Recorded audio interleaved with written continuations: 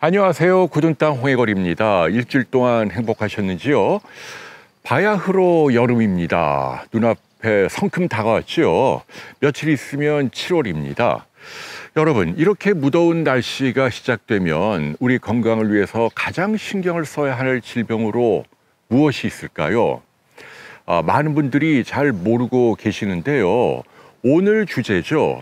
대상포진이 여기에 해당합니다. 아무래도 이게 바이러스가 일으키는 감염 질환이다 보니까 감기처럼 겨울에 많이 발생하지 않을까 생각을 하는데요. 놀랍게도 국민건강보험관리공단 자료를 보면 1년 중에서도 7월과 8월에 가장 많이 환자가 생긴다는 얘기죠. 이유는요, 여름에 우리 면역이 떨어지기 때문입니다. 과도하게 휴가를 즐긴 탓이죠. 해변이나 산에서 며칠 동안 신나게 뛰어노는 거죠. 무리하는 거죠. 탈진하게 되고, 특히 뜨거운 햇볕에 오래 노출되는 게 안 좋은 걸로 돼 있어요. 햇볕은 너무 적게 받아도 면역이 떨어집니다. 그러나 반대로 너무 과도하게 받아도 몸 안의 면역이 확 떨어지는 거죠. 그래서 여러분들께 당부드리고 싶은 건 이맘때쯤 휴가 가서 좀 적절히 즐기는 게 좋다. 휴가 신나게 다녀온 다음에 며칠 있다 몸에 막 물집이 막 생기면서 막 아프단 말이죠. 그게 대상포진입니다. 대상포진에 대해서는 저는 두 가지를 당부드리고 싶어요. 첫째, 백신을 맞으십시오. 과학기술을 선용하는 거죠. 다른데 돈을 좀 아끼신다 하더라도 저는 대상포진은 걸리면 꽤 골치 아픈 병이에요. 그리고 요즘 굉장히 흔하거든요. 맞는 걸 추천을 합니다. 만으로 50세 이상 정도 되는 분들은 대상포진 잘 걸리는 연령대니까요. 아직 안 맞으신 분들은 서둘러 맞으십시오. 돈값을 합니다. 라고 말씀드리고 싶어요. 종류가 한 3가지 정도 있어요. 다 공인된 약들이고 보건소도 있고 병원에 가까운 데 가면 다 맞을 수가 있습니다. 장단점이 다 다릅니다. 의학적으로 가장 우수한 건 최근에 나온 백신인데요. 왜 광고도 많이 하잖아요. 이거는 이제 2달 간격으로 2차례 맞아야 하는 번거로움이 있죠. 그리고 가격이 비싸다는 게 흠이죠. 한 차례 한 25만 원, 2번 맞으면 50만 원이나 하니까요. 굉장히 비쌉니다. 보험도 안 되고. 그러나 경제적으로 좀 서글프지만 여유가 있는 분이라면 이 백신을 맞는 걸 추천하고요. 조금 여유가 안 되는 분이라면 뭐 옛날 백신도 좋아요. 아무래도 최근 나온 백신보다 그 접종 성공률, 걸리지 않도록 해줄 확률이 좀 떨어진다. 그리고 면역이 많이 떨어진 암 환자나 뭐 당뇨가 심한 분이나 이런 분은 좀 맞는 게 부담이 된다. 이런 게 단점이긴 하지만 여기에 해당되지 않은 중년 이후 노년층이라면 이거는 뭐 한 15만 원이면 맞을 수 있으니까요. 이거 맞는 걸 추천합니다. 그러면 한 10년 넘게 또는 20년 가까이 대상포진에 비교적 안심하면서 걸리지 않을 수 있기 때문이죠. 한 가지 참 그 주의사항은요. 요즘 그 새로 나온 대상포진 예방주사 맞고 아프다고 호소하는 분들이 많으세요. 그래서 아프지 않게 맞는 팁을 하나 알려드리면 이건 이제 저희 비욘드를 도와주시는 내과 전문의시죠. 송태호 선생님의 의견인데 이게 근육주사인데 사람들이 주사 맞은 다음에 거기를 잘 퍼지라고 막 문지른다는 얘기죠. 그러니까 정맥주사는 문지르면 피멍이 생기니까 사람들이 많이 알아요. 가만히 누르고 있는 게 좋다는 거. 근데 이건 근육주사니까 피가 생길 우려는 없잖아요. 그러니까 좀 빨리 퍼지라고 이걸 막 문지르는데 그게 좋지 않다는 얘기죠. 그렇게 되면 이 주사액이 근막 바깥으로 스며 나오면서 통증을 유발할 수 있다는 얘기입니다. 문지를 필요가 없어요. 그냥 가만히 누르기만 해도 시간 되면 저절로 다 퍼지고 흡수가 된다라는 얘기니까요. 백신 맞은 다음에 너무 문지르지 마십시오 라는 조언을 해드리고 싶어요. 자, 두 번째, 사실은 더 중요한 조언이 있습니다. 백신보다 말이죠. 오늘 저는 그 이야기를 하고 싶어요. 그건요, 역시 예방이죠. 뭐 백신보다 더 중요한 게 뭐냐면 평소에 여러분의 면역을 잘 키우라는 얘기죠. 무리하지 않는 게 좋죠.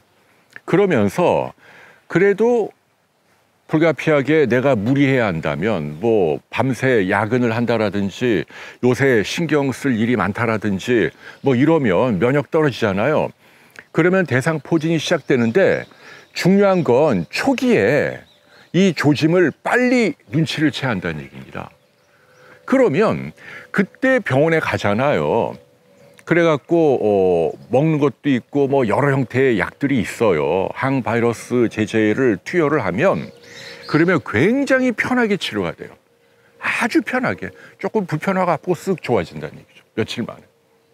그러니까 타이밍이 아주 중요하다는 게 제가 두 번째로 드리는 얘기예요.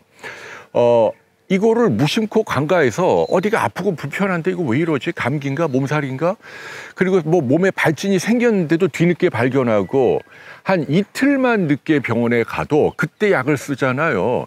이미 바이러스가 신경절에 확 퍼져서 신경 자체에 염증이 잔뜩 생겨 있기 때문에 나중에 이제 약으로 이 바이러스를 죽여도 또는 증식을 멈춰도 망가진 신경이 계속 나의 몸에 아프다는 신호를 보내는 겁니다. 거짓 신호죠. 이미 바이러스는 다 죽었는데 신경 자체가 초토화, 폐허가 되어 있는 거예요. 염증으로 떡이 되어 있는 거죠. 얘네가 계속 나의 뇌에다가 아프다, 아프다, 뭔가 감염이나 염증이 심하다라고 거짓 신호를 보내오고 그게 그 유명한 대상포진 후 신경통. 이거는 굉장히 아픕니다. 심한 경우는 뭐 바람만 스쳐도 막 아프다 그러고 몇 년 동안 애를 먹인다는 얘기죠. 제 지인 이야기를 해드려야 될 거 같네요. 이분도 의사입니다. 근데 이분은 얄궂게도 이 대상포진이 다리 쪽으로 온 거예요. 대상포진은 신경이 분포하는 어디나 뭐 두피, 눈, 뭐 발끝 다 온몸에 다 생깁니다. 그런데 이제 어느 한쪽 다리가 자꾸 뻗치고 아프고 날카롭게 이 통증의 양상도 다양해요. 뭐 찌르듯이 아프기도 하고 불에 타는 듯이 아니면 뭐 이렇게 가려운 듯이 아프기도 하고. 근데 날카롭게 아프니까 가장 흔하게 떠오르는 건 뭐예요? 좌우 어느 한쪽으로 아프면 다리가 뻗치면 좌골 신경통이고 대개 디스크를 연상을 하잖아요.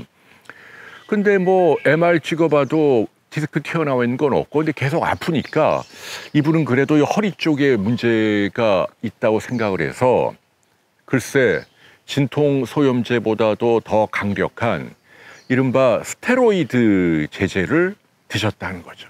의사니까 이제 스테로이드가 일반적인 소염제보다 100배 가까이 염증을 가라앉히거든요. 그러니까 급성 염증 때는 스테로이드가 좋은 약입니다. 써야 돼요. 근데 이 경우는 완전히 번지수가 틀렸다는 얘기죠. 이분은 그 디스크가 아니었어요. 대상포진이 다리 쪽으로 생겼는데 이거를 몰랐던 거죠. 이 경우에 스테로이드를 쓰면 반대로 심한 부작용에 시달린다. 왜냐하면 스테로이드는 염증을 가라앉히는 대신 박테리아나 바이러스에 대한 저항력, 면역력은 확 떨어뜨리거든요. 그러니까 완전히 불난 집에 기름 부은 격이에요. 그래서 훨씬 더 증세가 악화가 되고 나중에 가보니까 이게 대상포진이란 걸 뒤늦게 발견을 한 거죠. 그러니까 그때 약을 쓰고 했지만 그분께는 좀 죄송하지만 지금 1년도 넘었는데도 아직도 목발을 짚고 다니신다. 신경이 많이 망가진 탓이라는 얘기죠. 그래서 여러분들께 당부드려요. 제가 알려드릴게요. 오늘의 핵심입니다. 자, 여러분이 중노년이에요. 젊은 사람은 아무래도 뭐 가볍게 앓거나 잘 안 걸리니까 50 이상의 중노년인데 내가 최근에 뭔가 좀 무리한 게 있어요. 신경을 쓰거나 밤에 잠을 못 자거나 무리해서 놀러 가거나 뭐 회사에 골치 아픈 일이 있거나 뭔가 과로나 스트레스에 시달렸어요.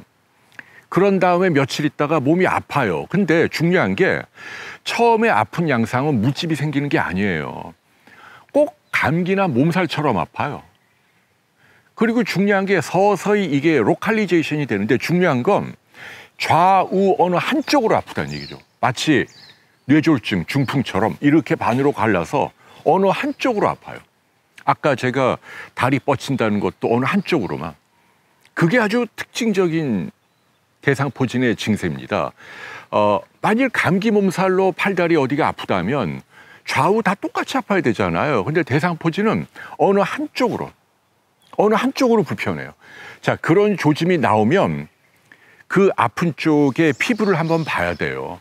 피부에 빨갛게 묵집, 수포가 생기지 않는지. 이건 백발백중 대상포진이고 제일 좋은 건 수포가 생기기 전에 의심을 하는 거죠. 좌우 어느 한쪽으로 아픈데 내가 며칠 전에 뭔가 과로했다.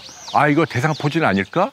빨리 병원에 가서 그때 항바이러스 약을 쓰면 씻은 듯이 굉장히 빠르게 후유증 없이 낫게 된다. 그게 오늘 제가 드리고 싶은 핵심입니다. 네, 오늘 좀 심각한 질병 얘기했네요. 6.25입니다. 오래전에 우리나라에서 발생한 전쟁이고요. 잊혀진 역사일 수도 있죠. 그러나 오늘날 우리가 누리는 이 자유와 번영, 물론 여기에서 소외된 분들도 있지만 그래도 전 세계 어떤 나라에 비해서도 당당히 이제 선진국으로 발돋움하기 시작한 우리 대한민국은 그 옛날 6.25의 아픔을 겪고 일어났다는 사실을 우리가 다 같이 기억해야 할 것 같습니다. 전쟁은요, 장소를 가리지 않고 참혹합니다. 제가 근무했던 인턴으로 서울대병원 영건동에 있잖아요. 거기에 어떤 역사가 있냐면 6.25 발발한 지 며칠 만에 북한 괴뢰군이 병원으로 와갖고 병상에 누워있는 군인들하고 뭐 환자들, 의사들 다 총으로 다 쏴 죽였다는 얘기죠. 재판 하나 없이. 그때 죽은 사람이 무려 900명 가까이 된다는 얘기죠. 만행입니다. 그래서 다시 한번 우리가 그런 비극을 되풀이하지 않기 위해서는 자유를 지키겠다는 결기가 중요하죠. 또 그 당시 나라를 위해서 생명을 바친 호국 영령들에게 오늘만이라도 감사하다는 인사를 올리는 게 국민된 예의가 아닌가 싶습니다. 여러분, 오늘 굳은 땅 여기까지입니다. 고맙습니다.